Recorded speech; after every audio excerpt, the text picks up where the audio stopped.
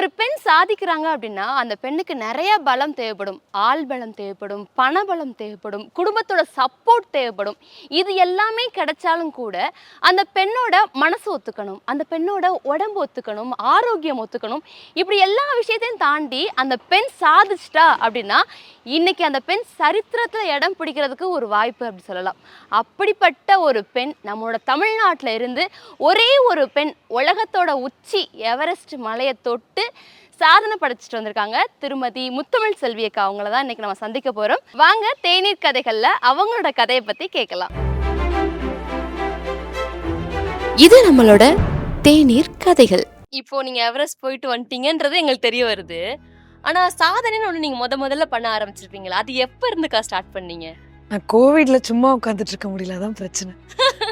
நிறைய பேருக்கு இந்த கோவிட் ஒரு விதமான ஒரு மாத்தி ஒரு விதம் ஒதுக்கி உட்கார வச்சிருக்கு, சில பேரை வளர்த்து விட்டுருக்கு. அதுல நீங்க சொல்றது புரியல. உண்மையிலே கோவிட் வந்து என்னோட லைஃப்ல மாற்றத்தை ஏற்படுத்துச்சு. அந்த சும்மா உட்காந்துருக்கேன் அப்படின்றத என்னால் ஏற்றுக்க முடியல. அந்த டைம் வேஸ்ட் பண்ணிட்டு இருக்கும்போது அப்போதான் எனக்கு வந்து நம்ம ஏதாவது சாதிக்கணும் அப்படின்னு முதல்ல ஒரு வேர்ல்ட் ரெக்கார்ட் பண்ணேன். 2021 மார்ச் விமென்ஸ் டே அப்போ ஒரு ரெக்கார்ட் பண்ணேன் பிளைண்ட் ஃபோல்ட் பண்ணி. அண்ட் ரெண்டாவது 2021 டிசம்பரில் ஒரு ரெக்கார்ட் பண்ணேன் உடனே அந்த இயர்ல. அடுத்தது 2022 ஜனவரியில் ஒரு ரெக்கார்ட் பண்ணேன். அதுக்கப்புறம் 2022 ஏப்ரல் வந்து ஃபஸ்ட்டு மவுண்டைன் எவரெஸ்ட் ஏறுறதுக்கு செலெக்ஷன் ஒரு மவுண்டைன் ஏறி கிளைம் பண்ணேன். அப்படியே தொடர்ந்து போச்சுன்னு வச்சுக்கோங்களேன். இன்னைக்கு அப்படியே போய் இன்னைக்கு 5 கண்டங்களை கடந்து போயிட்டு இருக்கேன். இன்னும் ஒரு 2 கண்டத்தை முடிச்சிட்டேன் அப்படின்னா 7 கண்டத்தை நான் முடிச்சிட்டேன். தமிழ்நாட்டுல இருந்து ஒரே ஒரு பெண் 7 கண்டங்களை முடிச்ச ஒரு பெருமையோட முத்தமிழ் செல்வி அக்கா இருப்பீங்க. அதோட முடியுமான்னு எனக்கு தெரியாது, வேற என்ன இருக்கு அப்படின்னு யோசிச்சுட்டு தான் இருப்பேன். இப்போ நீங்க மவுண்டைன் வந்து ஏறதுக்கு ப்ராக்டிஸ் பண்ணோம் அப்படின்னு சொன்னீங்க இல்லையா? இப்போ நிறைய பேர் இப்போ இந்த இன்டர்வியூ பார்க்கும்போது நிறைய பேர் கூட எனக்கும் எவரெஸ்ட் ஏறணும் அப்படின்ற ஆசை இருக்கும்னு சொல்லுவாங்க. அப்போ அது எப்படி, என்ன ப்ராசஸ்ல நடக்குதுக்கா? எவரெஸ்ட் ஏறணுன்றது வந்து ஆக்சுவலி என்னை பொறுத்த வரைக்கும் நான் டிசைட் பண்ண போனேன். எனக்கு எந்த எக்ஸ்பீரியன்ஸ் கிடையாது, ப்ராக்டிஸ் கிடையாது எதுவும். பட் ஆனால் மோஸ்ட் ஆஃப் வந்து ஒரு இப்போ எப்படி அத்லெட்க்கு வந்து ப்ராக்டிஸ் பண்ணுறாங்களோ அது மாதிரி எல்லாத்துக்குமே ட்ரைனிங் எடுக்கணும். பேசிக் அட்வான்ஸ் கோர்ஸ் ட்ரைனிங் எடுத்து நிறைய மவுண்டைனில் அந்த ட்ரைனிங் எடுக்கும் போதே வந்து நார்த் சைடில் நிறைய மவுண்டைன்லாம் கிளைம் பண்ண வைப்பாங்க. அதுக்கப்புறம் அவங்க வந்து அதுக்கப்புறம் தான் எவரெஸ்ட். ஓகே. ஆனா நீங்க டிசைட் பண்ணது ஃபர்ஸ்ட் எவரெஸ்ட் தான்டா அப்படின்னு. ஆனா உண்மையில சொல்ல போனா இந்த 7 கான்டினர் எல்லாம் பாத்தீங்கன்னா சப்மிட்டர் பண்ணிருக்கவங்க எல்லாமே பிஃபோரா எல்லா மவுண்டைன் இருப்பாங்க, லாஸ்ட் எவரெஸ்ட் முடிச்சிருப்பாங்க. அதான் இப்ப நினைச்சிட்டு இருந்தேன், இப்ப யாரா இருந்தாலும் சின்ன சின்ன இடத்துல இருந்தா பெரிய இடத்துக்கு போகணும் அப்படின்னு நினைப்பாங்க. ஆனா நீங்க வச்ச இடமே பெரிய இடம், உலகத்திலேயே மிகப்பெரிய மலை. ஏன்னா எனக்கு பெரிய மலையும் பெருசுதான், என்னை பொறுத்த வரைக்கும் சின்ன மலையும் பெருசுதான்.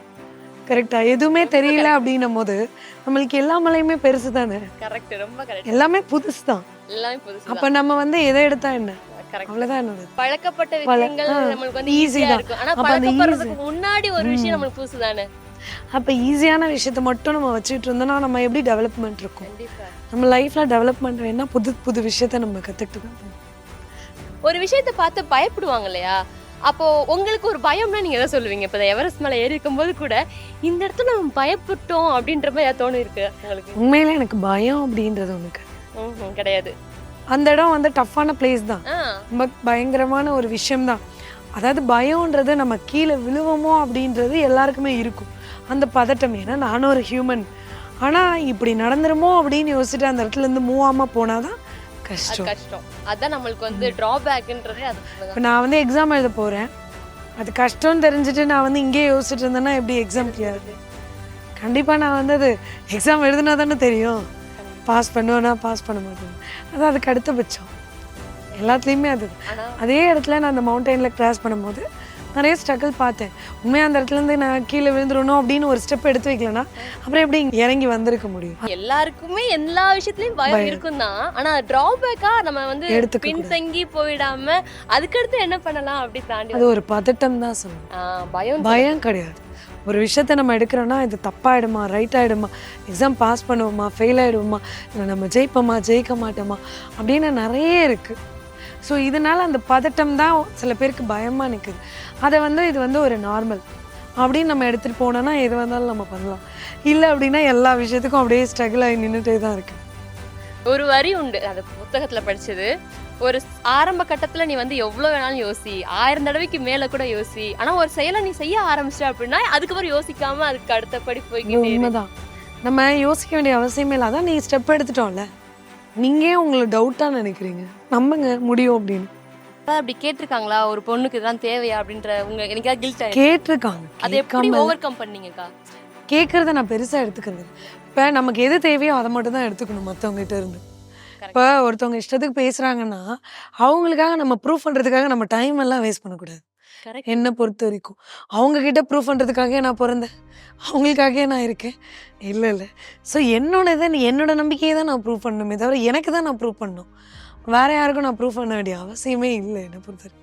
அதனால நான் வந்து யார் என்ன சொன்னாலுமே சடனாக வந்து கேட்கும் போது எனக்கு ரொம்ப கஷ்டமாக தான் இருக்கும். ஏன் அவங்க அந்த மாதிரி திங்க் பண்ணுறாங்க? ஏன் பாசிட்டிவாக திங்க் பண்ண மாட்டுறாங்க?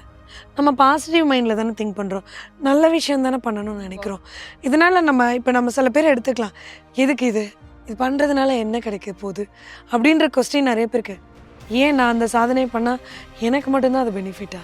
இப்போ நான் பேசுகிறேன் இல்லையோ உங்ககிட்ட, இந்த மாதிரி நிறைய பேர் கேட்கும் போது அவங்களோட லைஃப்லேயும் அந்த சேஞ்சஸ் வரும்ல, அவங்களால இன்னும் பல பேர் உருவாங்கல்ல, அவங்களால இன்னும் பல பேர் உருவாங்க. அந்த மாதிரி ஒரு வாய்ப்பு உருவாகணும்னா இந்த மாதிரி சாதனை ஆகிறதுக்கு கண்டிப்பாக தேவை.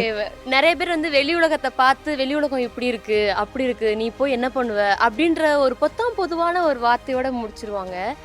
நிறைய பெண்கள் என்கிட்ட கேட்டிருக்காங்க, மீடியா எப்படி உங்க வீட்டில் ஒத்துக்குறாங்க அப்படின்னு கேட்பாங்க.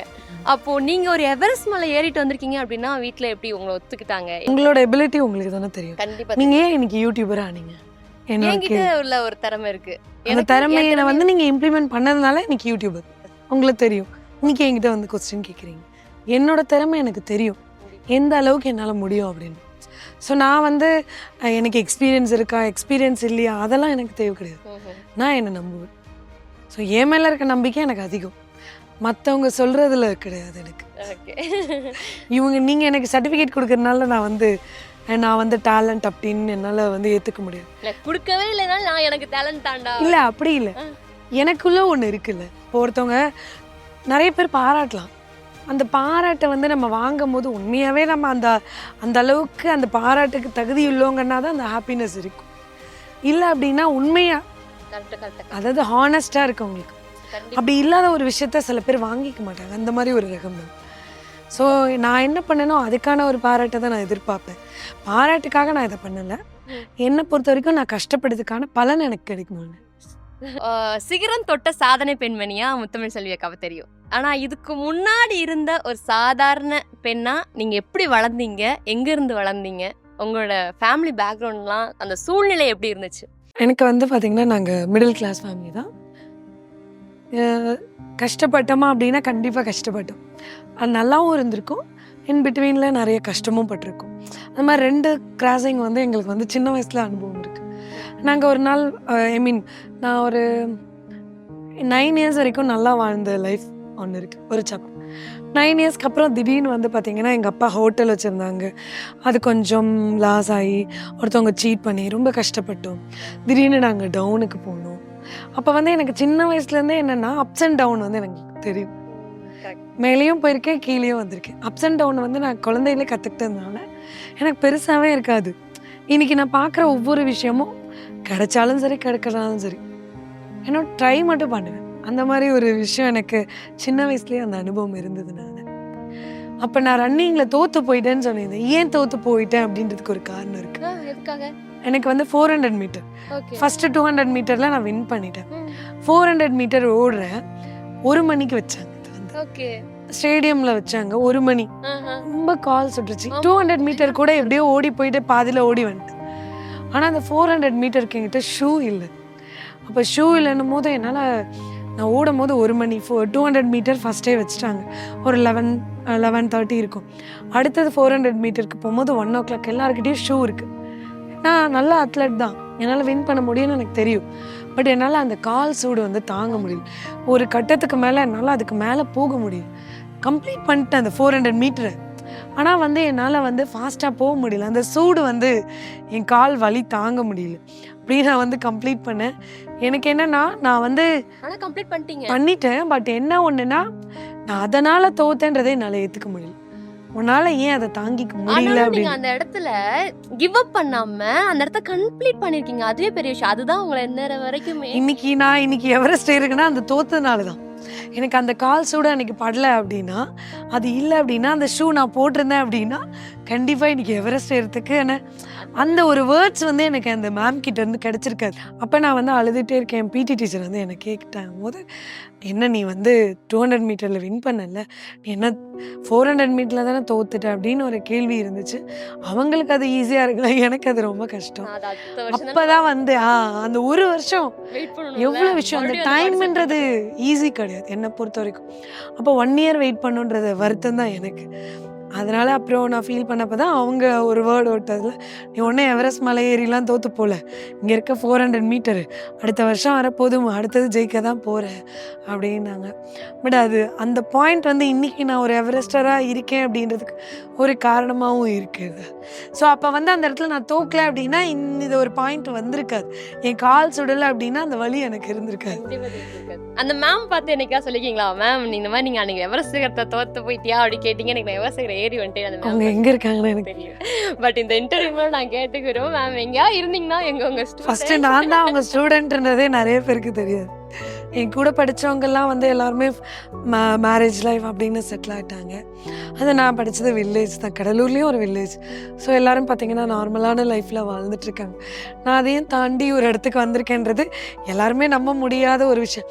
இன்னும் என் கூட படித்தவங்களுக்கு நான் தான் அதுவா அப்படின்றது தெரியல. இப்போது டைம் மேனேஜ்மெண்ட் அப்படின்றது ரொம்ப முக்கியமான ஒரு விஷயம். சிலவங்க அதை நல்லா ஹேண்டில் பண்ணும்போது அந்த 24 மணி நேரம் அவங்களுக்கு ரொம்ப யூஸ்ஃபுல்லாக இருக்கும். சில பேருக்கு 24 மணி நேரத்தில் எதுக்குடா இவ்வளோ நேரம் இருக்குது அப்படின்ற மாதிரி ஃபீல் ஆகும். இப்போ என்ன எடுத்துட்டிங்கன்னா, நான் காலைல ஒரு 6:30க்கு எந்திரிக்கிறேன்னா அவர் 2.5 மணி நேரம் ட்ராவல் பண்ணி ஆஃபீஸில் வந்து உட்கார்றதுக்கே ஹப்பாடா அப்படின்ற ஃபீல் வந்துடும். ஆனால் நீங்கள் இந்த ஃபுல்லாக இருக்க ஸ்போர்ட்ஸை பார்த்துக்கிறீங்க, குடும்பத்தில் பார்த்துக்கிறீங்க, 2 பொண்ணுங்களை ஸ்கூலுக்கு கிளப்பி விடுறீங்க, இப்படி அங்கங்கே போகிறீங்க, டீச்சராக இருக்கீங்க ஜாப்பனீஸ் லாங்குவேஜில். இதெல்லாம் உங்களுக்கு டைம் மேனேஜ்மெண்ட் எப்படி பத்துது, என்ன பண்ணுறீங்க? நான் வந்து காலையில் 4 மணிக்கு இப்போ எந்திரிச்சிட்ருக்கேன். 4 o'clock எந்திரிப்பேன். என்னோட சின்ன பொண்ணை வந்து அத்லெட் கோச்சிங்க்கு மேடவாக்கம் வரைக்கும் கூட்டு போவேன். இங்கேருந்து மேடவாக்கம் கூட்டு போவேன். அடுத்து ஒரு நாள் ஆல்டர்னேட்டிவ் டேயில் சைக்கிளிங்க்கு இங்கே கண்டிகை பக்கத்தில் கூட்டு போவேன். ஸோ இது 2மே ரொம்ப லாங் டிஸ்டன்ஸு. காலையில் 4 o'clock எந்திரிச்சு அவளுக்கு இங்கே ப்ரிப்பேர் பண்ணி எல்லாமே ஸ்நாக்ஸ் இதெல்லாம் எடுத்துப்பேன். ஒர்க் அவுட் பண்ணிட்டு வரும்போது அவங்களுக்கு ஃபுட்டு கொடுக்கணும். காரில் வச்சு அவளுக்கு கொடுத்து தூங்கு அப்படின்னு சொல்லிட்டு அந்த டைமில் தூங்க வைப்பேன். எனக்கு வந்து ஃபுட்டு வந்து ப்ராப்பராக கொடுக்கணும். நம்ம ஒரு நாள் ஃபுட்டு கொடுக்கல அப்படின்னா நான் வந்து என்னையே ஒரு கொஸ்டின் கேட்பேன், நான் ஒரு அம்மாவா, நான் ஏன் இந்த அளவுக்கு இப்போ ஒவ்வொரு விதத்தில் ஒவ்வொரு ஃபுட்டில் ஒவ்வொன்று இருக்குது. உணவு தான் மருந்துன்னு சொல்லுவாங்கள்ல, அந்த மாதிரி எனக்குள்ள ஒரு விஷயத்த நான் கொடுக்கல அப்படின்னா அன்றைக்கி ஃபுல் டே வந்து எனக்கு குற்ற உணர்ச்சியாக இருக்கும். ஸோ ஒவ்வொரு டிஃப்ரெண்ட் பார்ட் ஆஃப் ஃபுட்டு வந்து இன்றைக்கி போகணும். அப்போ அவங்க உடம்புல எல்லா இதுவுமே வந்து ஃபார்மிங் ஆகும். எல்லா பாடி பார்ட்ஸ்லேயும் எல்லா இதுலேயும் க்ரோத் இருக்கும். ஸோ ஈவன் ஸ்டடீஸாக இருந்தாலும் சரி, ஸ்போர்ட்ஸாக இருந்தாலும் சரி, எல்லாத்துக்கும் யூஸ்ஃபுல்லாக இருக்க ஃபுட்ஸ் எல்லாத்தையுமே நான் கொடுத்துருவேன். ஸோ அது கொடுக்கலன்னா அந்த டே ஃபுல்லாக எனக்கு வந்து ரொம்ப டல்லாகிடும். ஐயோ நான் கொடுக்கல, நான் ஒழுங்காக கொடுக்கல, இதனாலே அடுத்த நாள் ஸ்ட்ரெஸ் ஆகும். அதனால அந்த மாதிரி வச்சுக்கவே மாட்டேன். ஸோ நல்ல ஃபுட் கொடுக்கணும் அப்படின்னு சொல்லிட்டு அதில் வந்து காலைல ஷெடியூலு, காலையில் மதியத்துக்கு எல்லாத்துக்குமே ஈவினிங் வர வரைக்கும். ஈவினிங் அவங்க வராங்க அப்படின்னா அதுக்குள்ளே எல்லாமே ரெடி பண்ணி வச்சிருப்பேன். அவங்க வந்து அந்த டைம் வேஸ்ட் பண்ணக்கூடாது, பசியோடு வருவாங்க அப்படின்ட்டு டக்குன்னு எல்லாம் பண்ணி வச்சிருவேன். அது மாதிரி அவங்கள ஸ்கூலுக்கு அனுப்புனேன் அப்படின்னா அடுத்து நான் ஷேர் மார்க்கெட் பார்த்துட்ருப்பேன், ஷேர் ட்ரேடிங் பார்த்துட்ருப்பேன். அதுக்கப்புறம் என்னோடய கிளாஸ் எடுப்பேன். திருப்பி அதுக்கப்புறம் இந்த இன்டர்வியூஸ் இந்த மாதிரிலாம் கொடுப்பேன். நானும் இன்ஸ்டாலாம் இப்போ வச்சுருக்கேன். இன்ஸ்டாவில் வீடியோ போடுவேன், ஏதாவது கண்டென்ட் யோசிப்பேன், அப்புறம் புக்ஸ் எதாவது படிப்பேன். அதுக்கப்புறம் மதியம் வந்து இதே மாதிரி தான். நான் ரெஸ்ட் அப்படின்றது பகல் டைமில் நான் தூங்கவே மாட்டேன். அப்படின்னு வந்து இவ்வளோ கஷ்டப்பட்டு அந்த மலையை ஏறிடணுன்ற விடாப்பிடி நான் சொல்லிட்டேன்ல, இந்த விஷயத்த நான் பண்ணுவேன்னு. எப்பயுமே நம்ம சொல்கிற விஷயத்த பண்ணணும், அது எதுவாக இருந்தாலும் சரி. அப்படி இல்லைன்னா நான் சொல்லக்கூடாது. என்னை பொறுத்த வரைக்கும் ஒரு ஹஸ்பண்டாக இருந்தாலும் சரி தான், ஒரு அப்பாவாக இருந்தாலும் சரி தான், ஒரு அம்மாவாக இருந்தாலும் சரி தான், நம்ம ஒரு வார்த்தை இதை என்னால் பண்ணுறேன் அப்படின்ட்டா நம்ம கண்டிப்பாக பண்ணணும். முடியாதுன்ட்டா முடியாதுன்னு சொன்னீங்க, முடியாதுன்ற வார்த்தையை சொல்லக்கூடாது. நான் இந்த சூழ்நிலை இருக்கேன், என்னால் இது பண்ண முடியுமான்னு எனக்கு தெரியல, ஒரு நாள் என்னால் முடிஞ்சால் என்னால் பண்ண முடியும். அப்போ தான் அவங்களுக்கு அந்த ட்ரஸ்ட் இருக்கும் குழந்தைங்களுக்கு. இன்னைக்கு இருக்கக்கூடிய இளைஞர்களுக்கு, இன்னைக்கு இருக்கக்கூடிய பெண்களுக்கு உங்களோட சாதனையிலேருந்து உங்ககிட்ட ஒரு மைக் கொடுத்து நீங்கள் வந்து இதெல்லாம் உங்களுக்கு வரும், இத்தனை தடைகள்லாம் வரும், நீங்கள் இந்த பாதையில் போனீங்கன்னா உங்களோட வாழ்க்கையில் வெற்றி இருக்கும் அப்படின்னு சில வார்த்தைகளில் சொல்லணும்னு நினச்சிங்கன்னா என்ன சொல்லுவீங்க? நிறைய பேர் வந்து டைம் ஃப்ரீயாக கிடைக்கிறதுனால அதனுடைய மதிப்பு தெரிய மாட்டுது. உண்மையிலே சொல்லப்போனால் டைமுக்கு தான் ரொம்ப வேல்யூ அதிகம். ஒவ்வொரு நிமிஷத்தை எப்படி யூஸ்ஃபுல்லாக பயன்படுத்துகிறாங்களோ அவங்க வாழ்க்கையில் முன்னேற்றத்தை அடைஞ்சிட்டே இருப்பாங்க. நம்ம வந்து நிறைய விஷயத்த கற்றுக்கணும் அப்படின்னா புக்கை பார்த்து கற்றுக்கணுன்ற அவசியம் இல்லை. நம்மளை சுற்றி இருக்கவங்கள மனுஷங்களை பார்த்து கற்றுக்கிட்டா போதும். ஆஹா, அருமையான அதுவே போதும் நம்ம வாழ்க்கையில் சக்ஸஸ்க்கு. ஸோ என்னை பொறுத்த வரைக்கும் டைமை வேஸ்ட் பண்ணாமல் இருங்க. சூப்பர் சூப்பர்க்கா, ரொம்ப அழகாக சொன்னீங்கக்கா. இவ்வளோ நேரம் உங்ககிட்ட பேசினதில் டைம் போனதில் எனக்கு சுத்தமாக தெரியவே இல்லை.